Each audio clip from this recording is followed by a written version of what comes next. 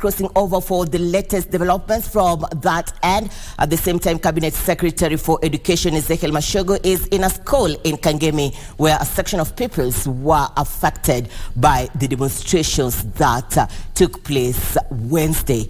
Let's interact on all our social media platforms at KBC Channel 1.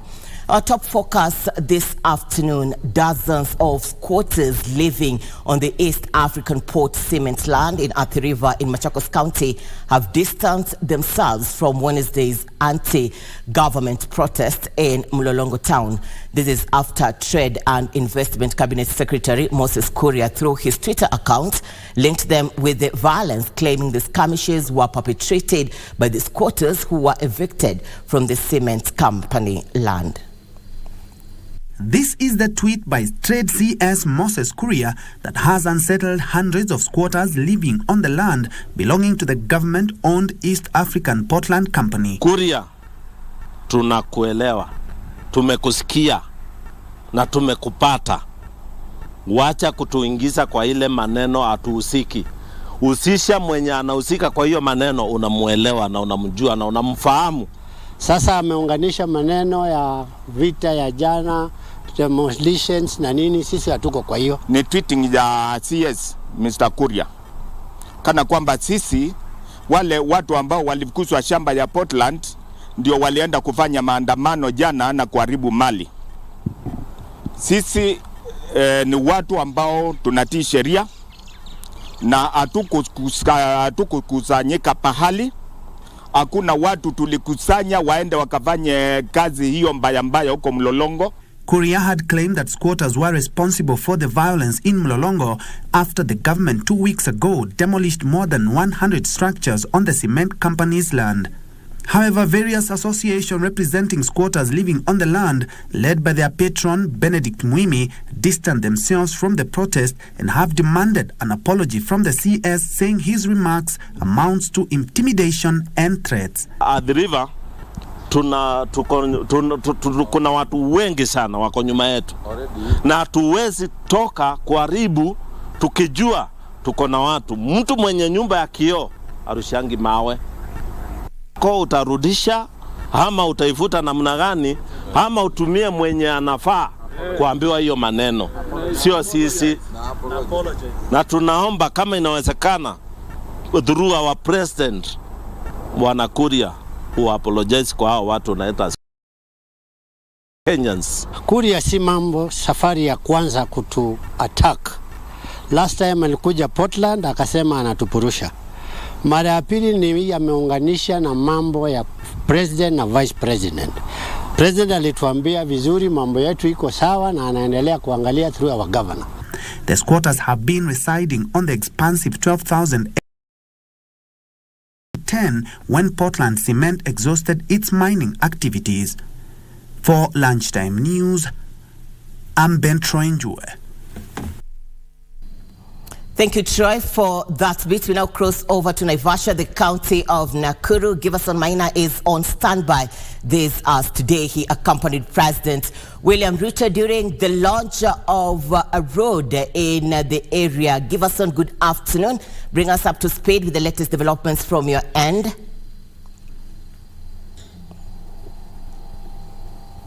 Now we are coming to you live from Kinamba town in Naivasha constituency in Nakuru County, where we are expecting the president to arrive any time from now, 2 p.m.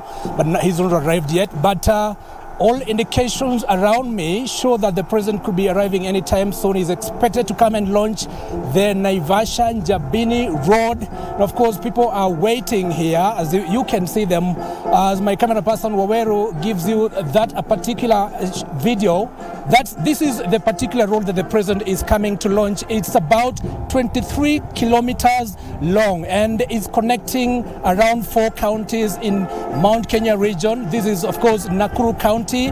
The road is connecting Nakuru County to Murang'a County, of course, Nyandarua County, and on the other end is connecting also Nyeri County. I spoke to the Director General of KENHA, Mr. Kungondongo, earlier, and he told me this will be a big deal, especially for farmers who are growing pyrethrum, farmers who are growing potato, farmers who are growing cabbages, farmers who also are engaging in milk production. It will be a very huge deal for them because it will open up the roads for transportation. Remember, for a long time, the people around here have been complaining that they've not been able to transport their goods to market. And of course, this road, apart from many other roads that are being constructed, will be a very huge deal. So we expect the president to come here and, of course, launch this road.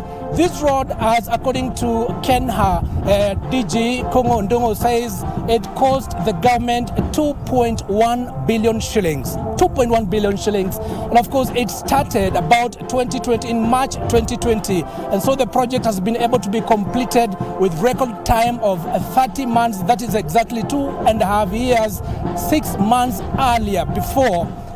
6 months earlier, actually, it was expected to be completed by the end of this year, but it has been done 6 months earlier.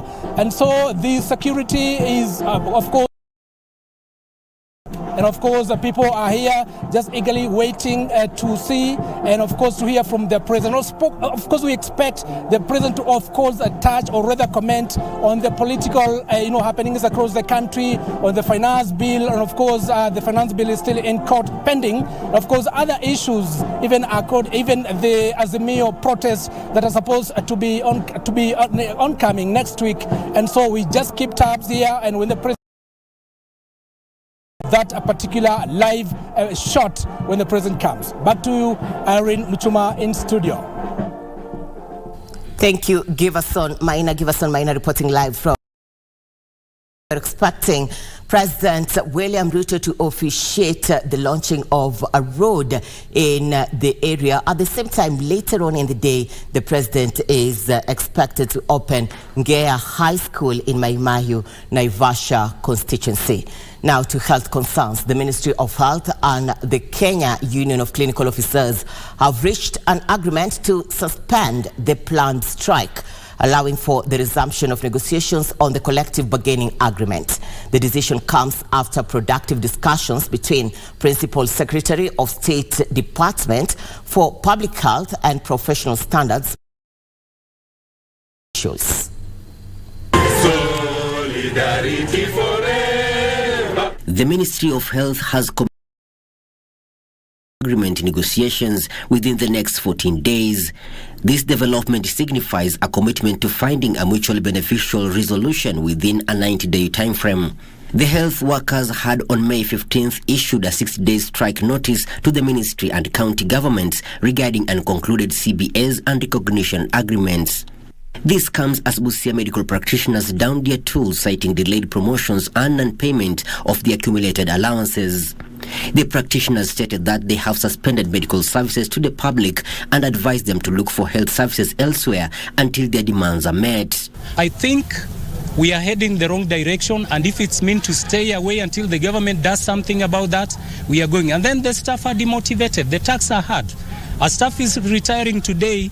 The last promotion we got was 2010. This isn't fair. Shaambia madaktari waweze kudischarge wagonjwa ili waweze wale ambao wako na ugonjwa zaidi waweze kutafuta hospitali zingine. However, the County Public Service Board Chairman Michael Onyura urged them to be patient, saying their grievances were being looked into, noting that they have already held discussions with their union leaders. And our determination to get a solution. I've also drawn it to their attention that it is any solution that will be useful will have to come through consultations and dialogue. Michael Mondiga for Lunchtime News.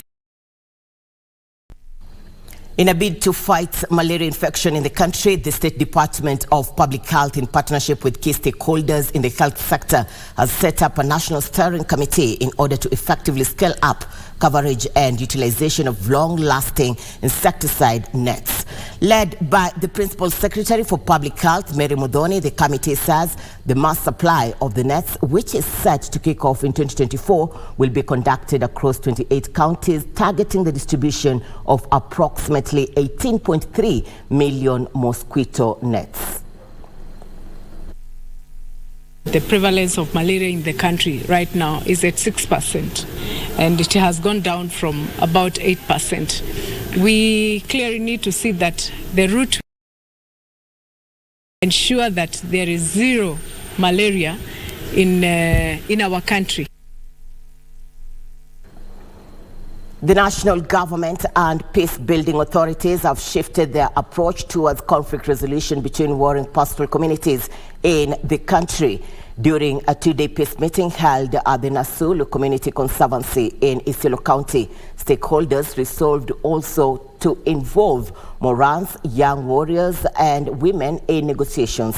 The Secretary in charge of peace building at the Ministry of Interior and Coordination of National Government, Jacob Narengo, emphasized the importance of mutual respect among communities as outlined in the Nasulu Declaration. The declaration compels orders and chiefs to collaborate and seek permission from host community elders before grazing in their areas.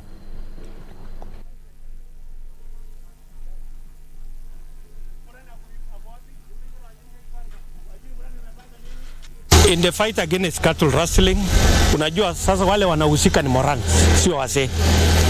Wazee tunaleta kwa sababu there is that respect ambaye lazima vijana wasikie maneno ya wazee.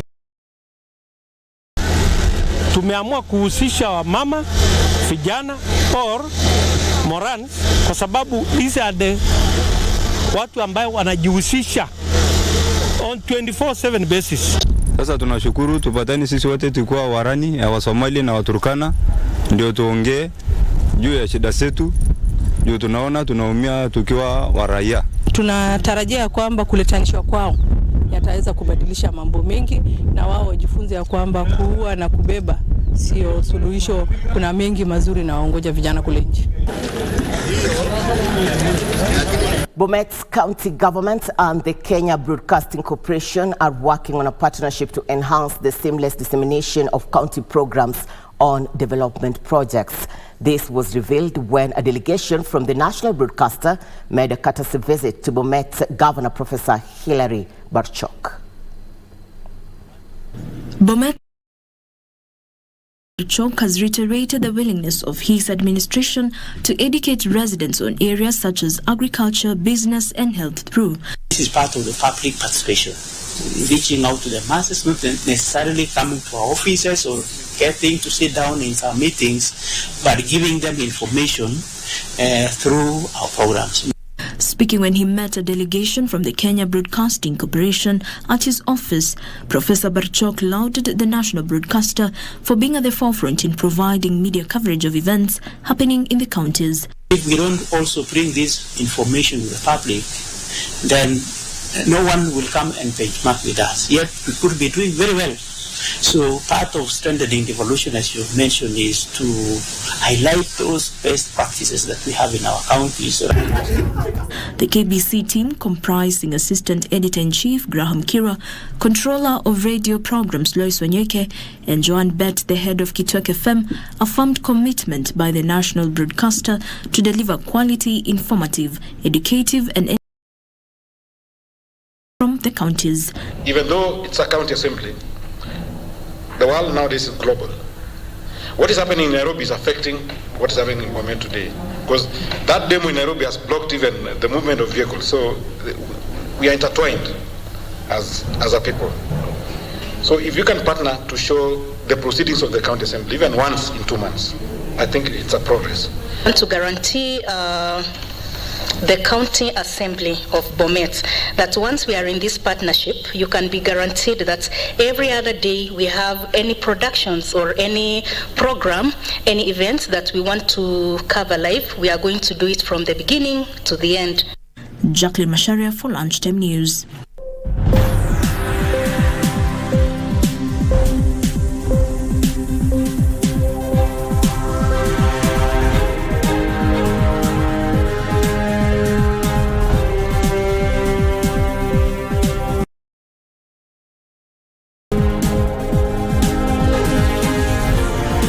Thank you for staying with us. Let's talk business. Lack of political goodwill and ongoing court cases are hindering the implementation of the multi-billion shillings Lower Kuja irrigation scheme. The project, which is in Migori County, has faced major delays as affected farmers engage with the National Irrigation Authority over compensation row. The irrigation scheme is now facing huge cost overlays and uncertain future, with farmers now urging the judiciary, the National Lands Commission and the Irrigation Authority to fast-track compensation process. Started in 2011, Lower Kuja irrigation scheme was meant to address rice shortage and flooding along the river Kuja in Migori County.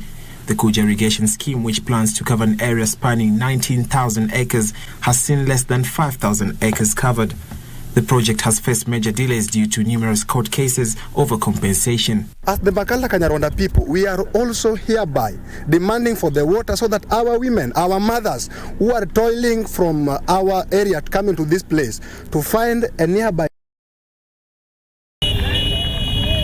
Hundreds of farmers who demonstrated to the Migori National Irrigation Authority offices at Nyakweri within Nyatike say delays in extending the multi-billion irrigation project to their regions is affecting their livelihoods. If this could also come to our area, we know Wathonger too will benefit from the such irrigations. So we don't just need water for farming, but we need it for economic growth too. We need it for infrastructural improvement. According to the National Irrigation Authority, a total of 20,223 affected families were earmarked for compensation, but the process has been delayed by lack of title deeds, poor land marking, and lack of identifications in the scheme. The scheme's manager, Isaac, is working on mechanisms to extend the project to other regions, and the government is currently working on the design plan for extension to avoid perennial flooding. Services are offered, are demand driven. So by the fact that they have come, it's showing that the farmers are willing to go into production, and we are ready to take our services to them. We will contribute up to 73 billion shillings towards the affordable housing scheme. Housing Principal Secretary Charles Hinga says the funds will help the government construct over 200,000 housing units every year with the aim of addressing the housing shortage in the country. The PS says the government is currently putting in place mechanisms that will help in the rollout of the project. The government-owned affordable housing scheme seeks to provide mass housing to thousands of Kenyans who are left out of the home ownership bracket. Launched in 2017, the affordable housing concept seeks to construct over 200,000 housing units every year, targeting low and middle-income earners. Currently, the provision of housing is characterized by inadequate supply, low urban housing, informal housing. We have got about 36,000 units that are under construction as we speak, and those ones are ones that we have started. We had another 9,000 that were projects that we carried over from the Jubilee government into this government, and of course we didn't stop them, and they are under construction. Some of them are getting completed. These challenges disproportionately affect low to moderate income earners. The program has, however, faced a myriad of challenges, among them shortage of construction materials such as steel and cement. The government is working on strategies aimed at stabilizing the cost of building materials through tax waivers and other incentives. Cost is cost, and this cost are, public information. The cost of steel in just the last couple of months has gone up, in some instances, up to 90%. And these houses, the biggest cost is what? Cement and steel. So if we don't do anything on those two, we will not be able to tackle the issue of affordability. So we are constantly working on that. Housing Principal Secretary Charles Hinga says 61 constituencies have been identified as possible housing projects and would be tendered in the coming days, while a total of 178 parcels of land are undergoing feasibility studies. We have about 29 projects that we are awarding. First 29 projects which are what we are calling constituency-based housing. So these are about 200 units per constituency. So that group that is sitting in there, they're not just talking abstract issues. We are looking at, there is a site at Karachonyo, okay? this site is going to need so many masons, is going to need so many plumbers, is going to need so many people. Experts say that the youth will be incorporated in the project to bridge the skill gap. In terms of institutions, yes, they are giving us graduates who have done diplomas and artists. But when you look at them on the ground, when they are working on the ground, you find that there's a lot of skill gaps in terms of practical experience. And so we are working closely with the NCA and National Industrial Training Authority so that, as the Principal Secretary said, we are going to have the construction sites as being a place where they can do the dual practical training. So they have the academic, which they're doing in the class, and then the practical part, they're going to be doing it on site. Nduta Mokami for Lunchtime News. The Cooperative Bank of Kenya has received 13.8 billion shillings in long-term funding from a consortium of financial institutions led by DEG for onward lending on micro, small and medium-sized enterprises. Cooperative Bank Group Managing Director Gideon Muriuki says the long-term tenor of the funding has significantly boosted the bank's ability to tailor solutions to the needs of Kenyan SMEs. Micro, small and medium-sized enterprises, which mainly operate in the informal sector, are the backbone of Kenya's economy and create 9 in every job in the country. However, most of them face a funding challenge and some formal financiers shun them for lack of security. The micro, small and medium enterprises have received a major boost following a deal between the Cooperative Bank of Kenya and a consortium of financial institutions from Europe, and an African investment fund has availed $100 million, which is approximately 13.8 billion shillings for onward lending. Germany's DEG acted as a lender, mandated lead arranger and facility agent, while the consortium included the Africa Agriculture and Trade Investment Fund, Micro Small Enterprises Bonds and European Development Finance Institutions, namely FinFund, Norfund and European Financing Partners.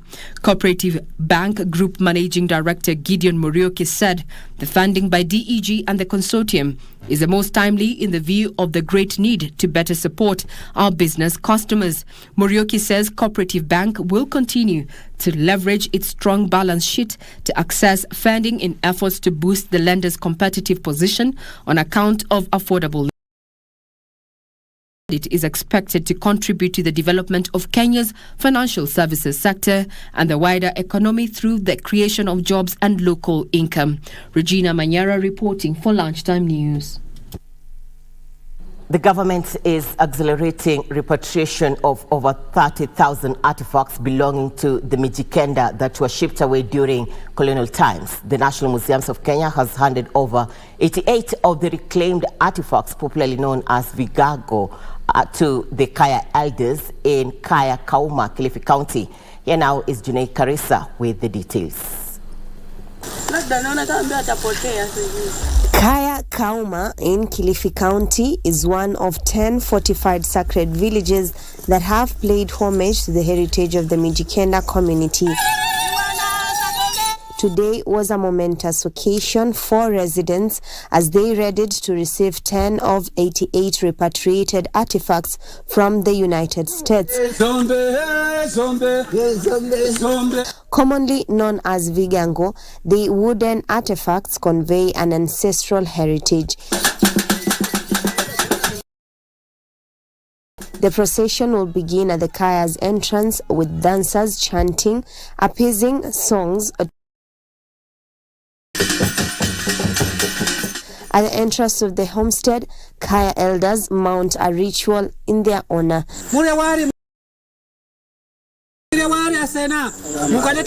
Here, flour is mixed with water and sprinkled as food. Water and traditional brews follows before 2 chickens and a black goat are slaughtered to conclude their feeding. As soon as the prayers are concluded, a heavy downpour is witnessed, a sign that the ancestors are pleased with the occasion. The guests then break into song and dance to welcome the Vigango home. Here, Tourism Wildlife Secretary Penina Malonza pledged to fast-track compensation of the community as well as the repatriation of the over 30,000 artifacts. Hii sio mwisho wa vigango ambazo zinazorudishwa. Zingine zitaletwa na zitazidi kuletwa. We will work together with the museums in US and in other countries so that we can also build a home, a museum in this Kaya for these vigagos that we have brought here. Kilifi County Governor Gideon Mungaro committed to pump resources for the revitalization of the heritage sites for economic gains. As much as we are not talking of compensation, which could have been our demand, but we are talking of collaboration between the museums where these artifacts are coming from, and ourselves, the county, the national government, so that we create spaces and museums also for these artifacts for the community here. Mtamsaidia gavana kufungua mahali hapa, watalii waje kwa wingi ili mfaidike. Today marks a momentous day for these elders. Their only hope is that more artifacts such as this are reintegrated back to the Mijikenda community. From Kaya Kauma in Kilifi County, I'm Juni Karisa Mbele. Thank you, Janae. Now, President William Ruto is in Naivasha, Nakuru County, where he is officiating the launch of Njambeni Naivasha Road. Let's cross over and listen in. Mimi nataka nikubaliane na nyinyi ya kwamba mbali na hii barabara, tulisema hii barabara kwa sababu wengine wenu mnataka kwenda mpaka mvuke ngambo ile. Tunajenga sasa kuanzia Njabini mpaka Getora. Hiyo barabara pia tutasoma. Na ile ya kutoka machinery tunataka kulete mpaka hapa Gilgil. Hiyo pia katika budget yetu ya mwaka huu tumeweka bilioni 60 ya mabarabara zetu tuzikamilishe ile zote tulianzisha. Tunakubaliana? Vile vile mambo mengine mengi leo najua viongozi wengine tuligawana kazi, nimetuma Rigathi aende show kule Nakuru na Susan na wengine. Mimi nikasema nikuje hapa nipangane na nyinyi pande hii. Si ndio kugawana kazi ni mzuri? Ama namna gani watu wa Kinamba? Jambo la pili, mimi nataka tena niwashukuru kwa sababu tulikubaliana tukimaliza uchaguzi kazi ndio itaendelea. Kitendawili haitaanza. Si tulikubaliana kitendawili haitaanza? Ni kazi ndio itafanya nini? Ndio kazi itaendelea. Niliwaahidi ya kwamba kwa sababu masomo ni ya muhimu kwa watoto wetu wote. Na tulikuwa na matatizo makubwa ya walimu shuleni. Nikawaambia tutaongeza walimu. Januari mwaka huu tumeajiri walimu 35,000 Kenya.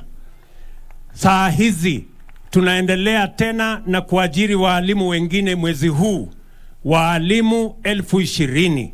Kwa sababu tunataka kuhakikisha kwamba watoto wetu wote wakienda shuleni kuna mwalimu, kwa sababu elimu ni ya muhimu, kwa sababu elimu ndio inaleta usawa.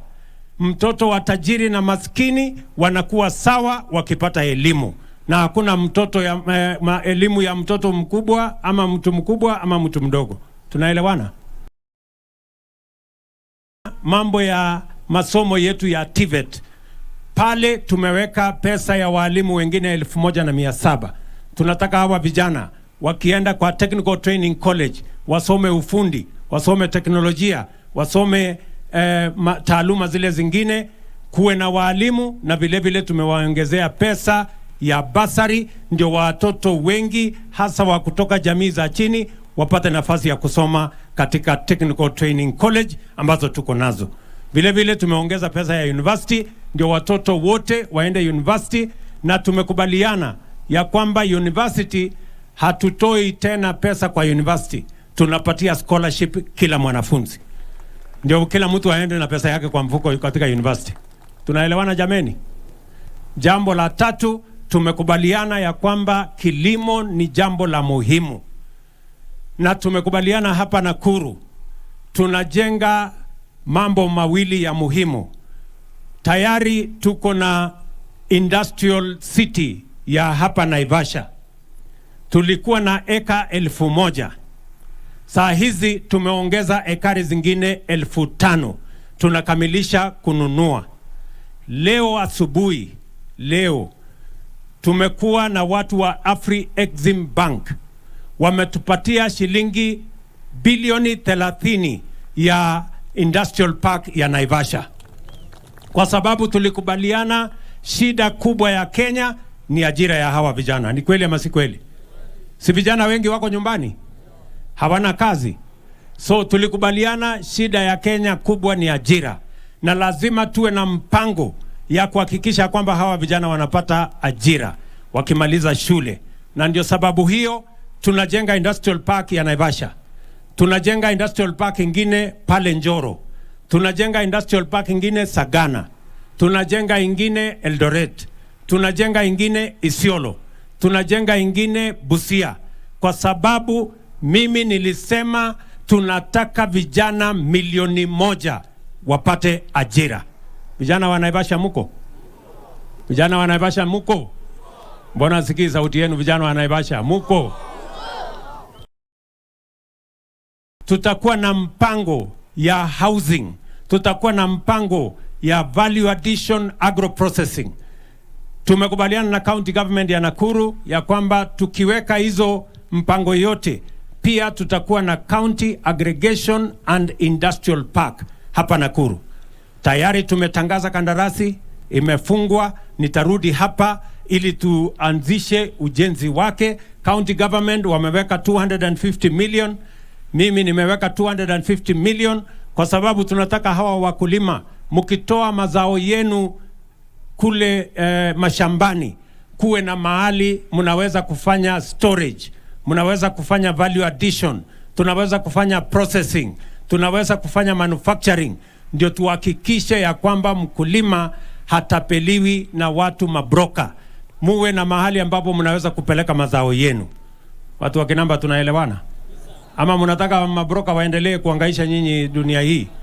Si mnataka kila mtu awe na mahali ya kwenda kuendesha mambo yake? Tumekubaliana.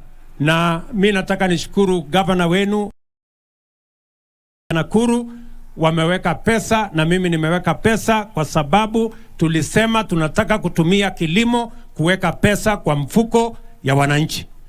Vile vile tumekubaliana katika ile hali ya kutafuta hii kazi ya hawa vijana pale katika hiyo county aggregation and industrial park tutakuwa na agro processing, value addition, manufacturing, storage na mambo ingine hata ya cold room, na vijana hawa wenu ndio watakuwa wanafanya kazi pale. Tunaelewana vijana? Tumekubaliana ya kwamba tunaweka program ya housing. Nyinyi mnaona ya kwamba tuko na shamba kidogo ya kufanyia kilimo na kuzalisha chakula. Na tumesema ili tusiendelee kukatakata mashamba yetu, tunataka kupreserve mashamba kwa sababu watu wanaongezeka lakini ardhi haiongezeki. Si ni kweli? Ama ardhi inaongezeka? Si imekwama tu hapo kama ni eka 2, ukipata watoto 2 anakatana inakuwa eka 1, inakuwa nusu eka ikienda huko. So tumesema ili tusiharibu mashamba yetu na kukatakata, tunaweka program ya housing. Hapa Nakuru tumesema tunaweka program ya housing ya houses 20,000 katika Nakuru County. Na hiyo houses 20,000 tunahitaji vijana 50,000 watakaofanya hiyo kazi. Vijana wa Maraigushi mko tayari? Tuko pamoja? Mko ama nyinyi ni wale wa kuchagua jembe? Nyinyi ni wale wa kuchagua jembe? Si tulisema wera ni wera? Ama tulisemaje Maraigushu? Tulisema ati tulisema si tulisema wera ni wera. So tunakuja hapa hivi karibuni tukipitisha hii budget, tayari imepita, tutakuja tuanzishe hiyo mradi, hawa vijana wapange mambo yao ya ajira, kwa sababu tunataka kila kijana ajisimamie, asimamie familia yake, na kila mtu awe na pesa mfukoni kwa sababu anaenda mahali anafanya kazi.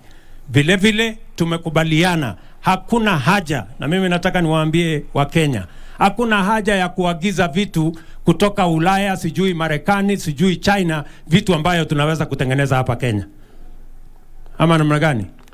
Ndio nimesema kwa hii budget hakuna kulete tena sijui desk, sijui kitanda, sijui meza, sijui kiti ati kutoka China, sijui kutoka Marekani, sijui kutoka wapi. Kutengeneza kitanda jameni, siniranda, nyundo, msumari na mambo inaisha.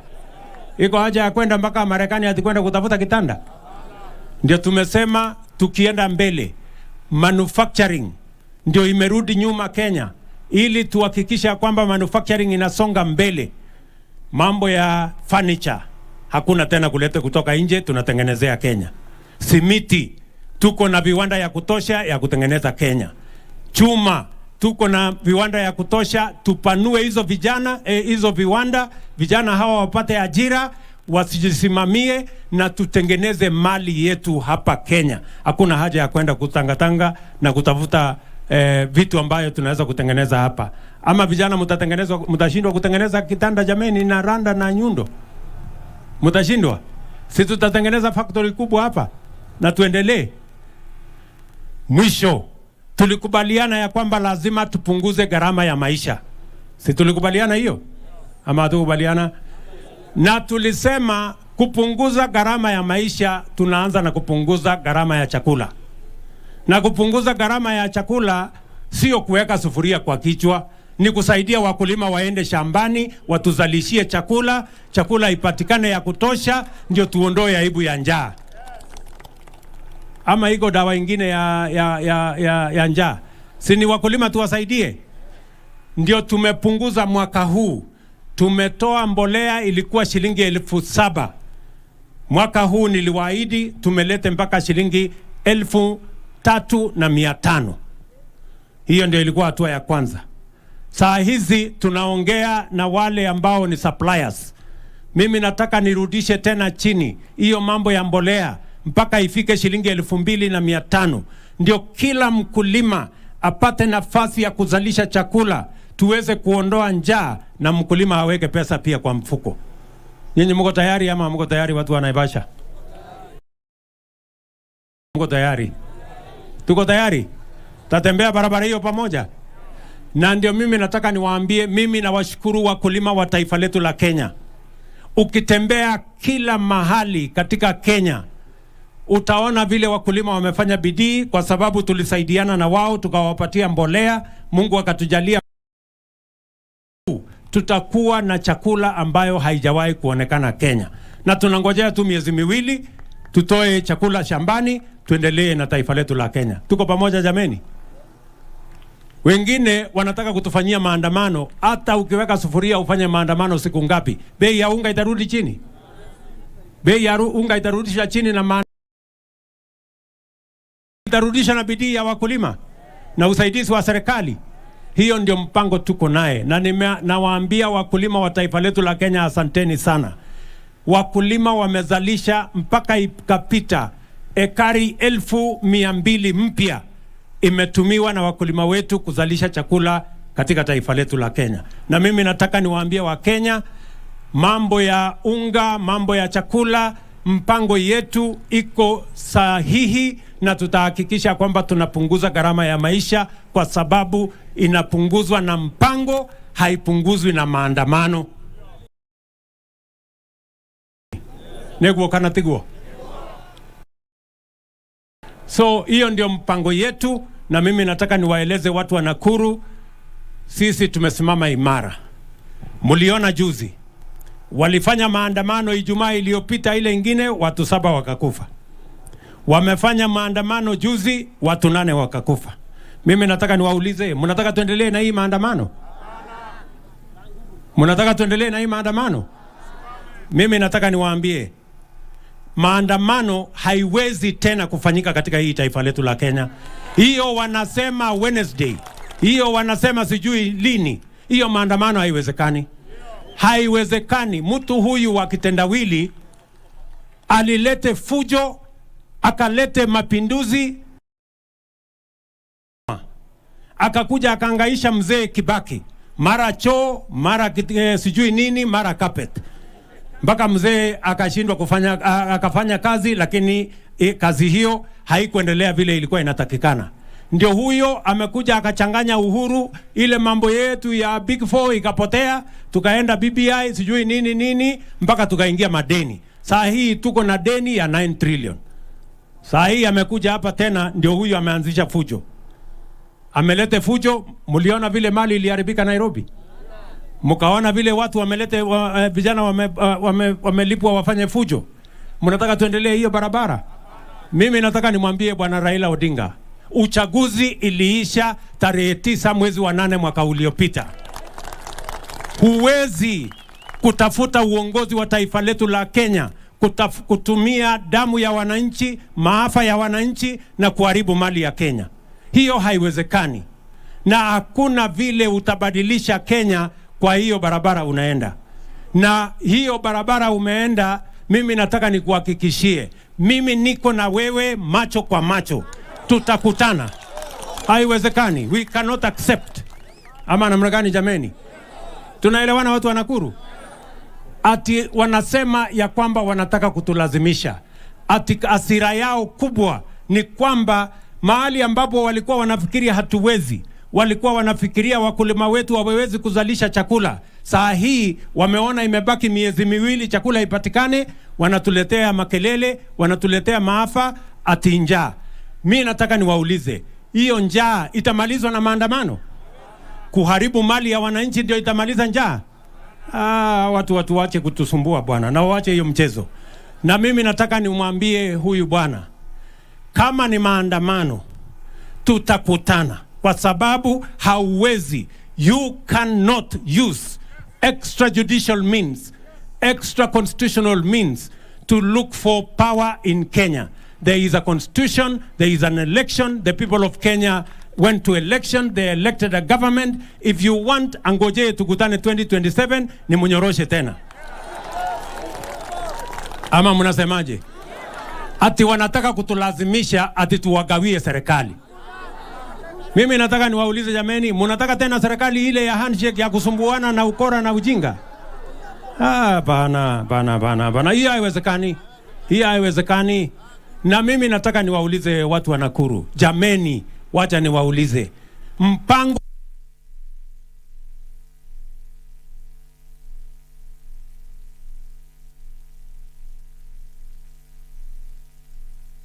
hii kazi na kazi hii itasonga mbele. Mimi nataka niwahakikishie, mimi nitakaa ngumu. Hawa nitawakalia ngumu. Kwa sababu Kenya ni yetu sisi zote, Kenya si ya maandamano. Na tunataka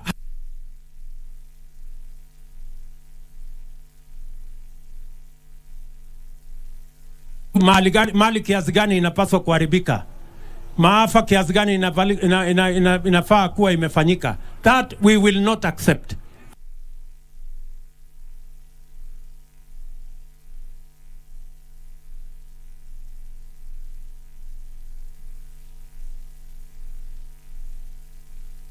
Tuendelee na maendeleo. President William Ruto in Naivasha, Nakuru County, where he is officiating the launch of the Njambini Naivasha Road. This as he condemns the anti-government protest scheduled by the opposition going forward. And we go back to Naivasha. Let's cross over again and listen in.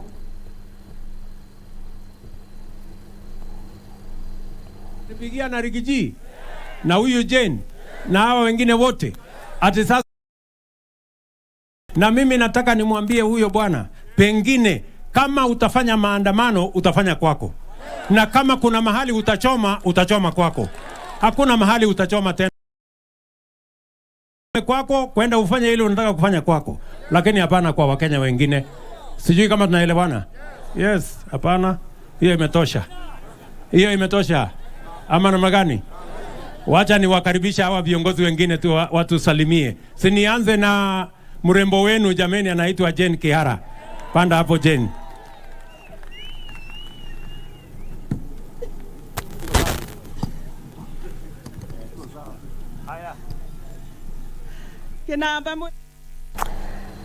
President William Ruto in Naivasha, the county of Nakuru, he is accompanied by a section of political leaders. This as he officiates the opening of the Njambini Naivasha Road. The president at the same time has talked of employment opportunities in the country. This as he also highlights development projects which are supposed to be pursued by the national government. Key and most important, he said that he is condemning the anti-government protest by the opposition going forward. Now, back to business news. Harsh economic environment and a high-pitched political season saw the Kenya Revenue Authority miss its collections targets by 107 billion shillings in the 2022-2023 fiscal year. The tax agency says though the tax collection increased to 2.17 trillion shillings in 2022, it was below the 2.27 trillion shillings target set by the National Treasury. Benson Rioba has the details. This is the second consecutive year that the tax agency is missing its collection targets after managing to collect 2.166 trillion shillings, missing the target by 107 billion shillings 2022-2023. However, despite the missed target, the collections registered a 6.6% growth compared to the 2021-2022 financial year, when the authority collected 2.031 trillion shillings. Acting Commissioner General Rispa Simiu says there was 925 million surplus collections on betting after the taxman exceeded its target by 116.2%. KRA collected 6.64 billion shillings from excise on betting against a target of 5.7 billion shillings, representing a 30% increase from the previous financial year. KRA attributed the increase to integrating betting companies to KRA tax systems. Digital services tax rose by 208% to 5. Collections from pay-as-you-earn stood at 495 billion shillings, representing a 7.76% growth.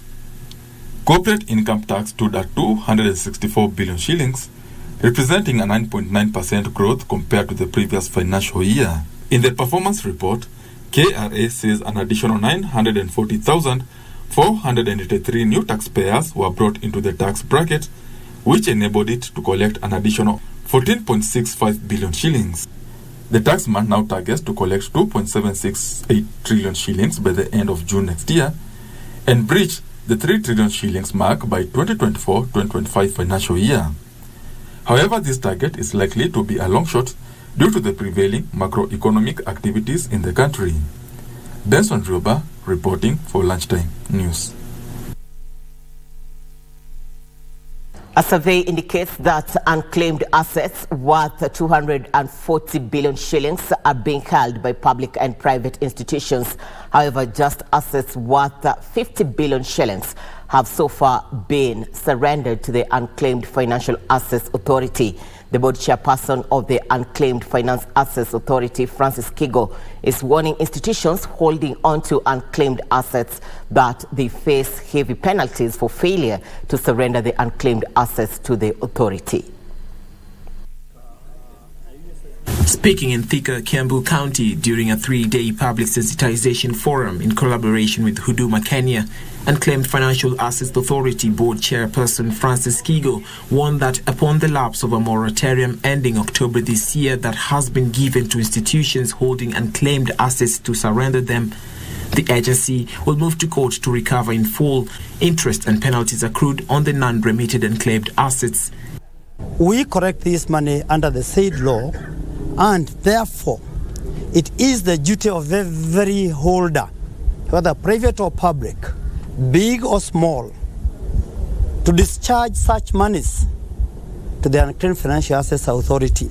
We hold our money in treasury bills, all boards, and thereafter looking for you. Our third objective is to unite you with your money. Institutions that fail to declare and remit unclaimed assets to the Unclaimed Financial Assets Authority face a fine of between 7,000 shillings and 50,000 shillings daily if convicted. To date, we've been able to receive about 27 billion from about 1,200 institutions since we began our mandate in 2015. And of that, we've been able to pay out about 2 billion to a number of Kenyans. And because of that, we are seeing a lot of people, number one, are not aware who we are and what we do.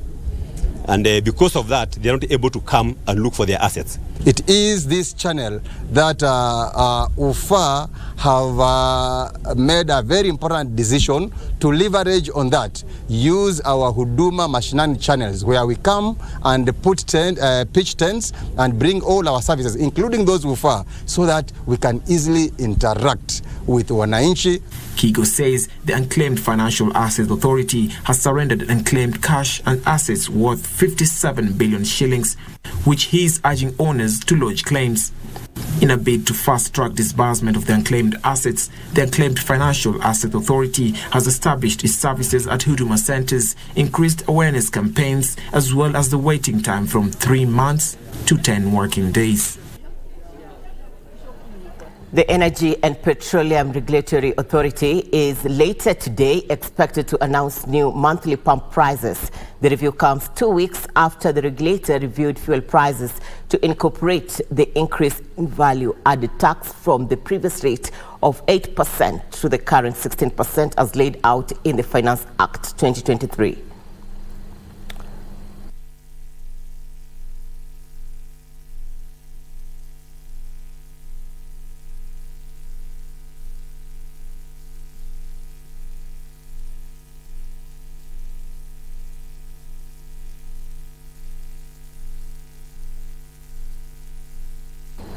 Hollywood actors have joined a strike by screenwriters in the industry's biggest shutdown for more than 60 years. Some 160,000 performers stopped work at midnight in Los Angeles, bringing to a halt most U.S. film and TV productions. Here now are the details of this and other stories making headlines across the globe. The Screen Actors Guild wants streaming giants to agree to a fairer split of profits and better working conditions. It also wants to protect actors from being usurped by digital replicas. The union is seeking guarantees that artificial intelligence, AI, and computer-generated faces and voices will not be used to replace actors. While the strike lasts, actors promote movies that they have already made. As a result, stars Cillian Murphy, Matt Damon, and Emily Blunt left the premiere of the Christopher Nolan's Oppenheimer in London on Thursday night as a strike was declared. Meanwhile, Australia's central bank says it will be led by a woman for the first time since it was founded in 1960. Michelle Bullock will succeed Philip Lowe, who is coming to the end of a 7-year term as governor of the Reserve Bank of Australia. Michelle Bullock appointments come as Australia has been battling rising prices. It has raised interest rates to the highest level in over a decade in a bid to tackle inflation. The Australian financial services industry is male-dominated and has one of the nation's widest gender pay gaps. Bullock, who is currently the RBA's deputy governor, is due to start her 7-year term as governor on 18th September. Finally, the U.S. competition watchdog, the Federal Trade Commission, has lost its latest bid to temporarily block Microsoft from completing its deal to buy the maker of Call of Duty. The technology giant's proposed $69 billion purchase of Activision Blizzard will be the biggest of its kind in gaming industry history. The planned deal has faced a series of legal challenges in the United States and split regulators around the world.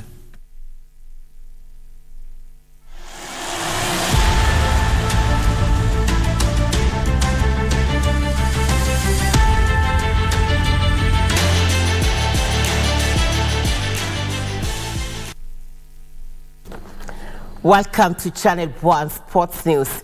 The national soccer team, Harambee Stars, will be looking forward to qualifying for the 2026 FIFA World Cup after landing a relatively easy group in the polling announced on Thursday night. Stars have been drawn in Group F alongside Seychelles, Burundi, Gambia, Gabon, and Cote d'Ivoire. Africa will have at least 9 representatives in the 2026 FIFA World Cup, up from the traditional 5. The Kenya national team Harambee Stars have been drawn in Group F of the 2026 FIFA World Cup qualifiers alongside Seychelles, Burundi, Gambia, Gabon and Cote d'Ivoire. Stars were pulled in Pot 3 of the draw held in Abidjan, Cote d'Ivoire on Thursday. Africa will have at least 9 representatives in the 2026 FIFA World Cup, up from the announced a new format for the qualifiers of the 2026 FIFA World Cup following the decision by FIFA to increase Africans' quota from 5 to 9 direct tickets. The new format will see 54 nations divided into 9 groups of 6 teams each. In Group A, Egypt play Burkina Faso, Guinea-Bissau, Sierra Leone, Ethiopia and Djibouti, as Africans defending champions Senegal are in Group B alongside DRC, Mauritania, Togo, Sudan and South Sudan.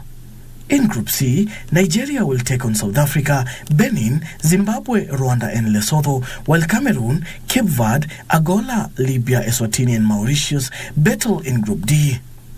Morocco, Zambia, Congo, Tanzania, Niger and Eritrea are in Group E, while former African champions Algeria are in Group G alongside Guinea, Uganda, Mozambique, Botswana and Somalia. Tunisia, Equatorial Guinea, Namibia, Malawi, Liberia, Sao Tome and Principe are in Group H, while Mali, Ghana, Madagascar, Central African Republic, Comoros and Chad are in Group I. The first match of the two-legged qualifiers will be played between November 13th and November 21st, with the winners of each group securing a direct qualification to the FIFA World Cup. For Lunchtime News, I'm Daniel Mwendwa. The national under-20 rugby team head coach Curtis Alwatch has named his match day squad for Saturday's World Rugby Trophy Tournament opening clash against Samoa at the Nyayo National Stadium.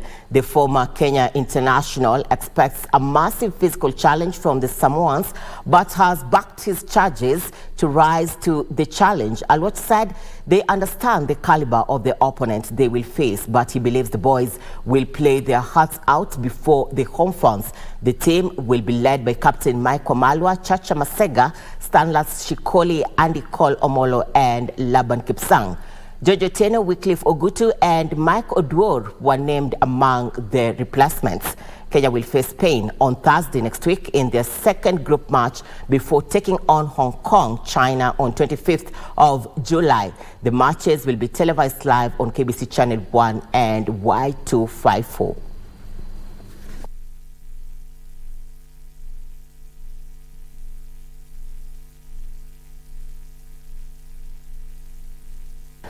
Jabbar produced a superb comeback in the first semi-final and set up Wimbledon women's singles final against unseeded Marketa Vondrousova. Marketa is the first unseeded player to reach the Wimbledon women's singles final in the Open era.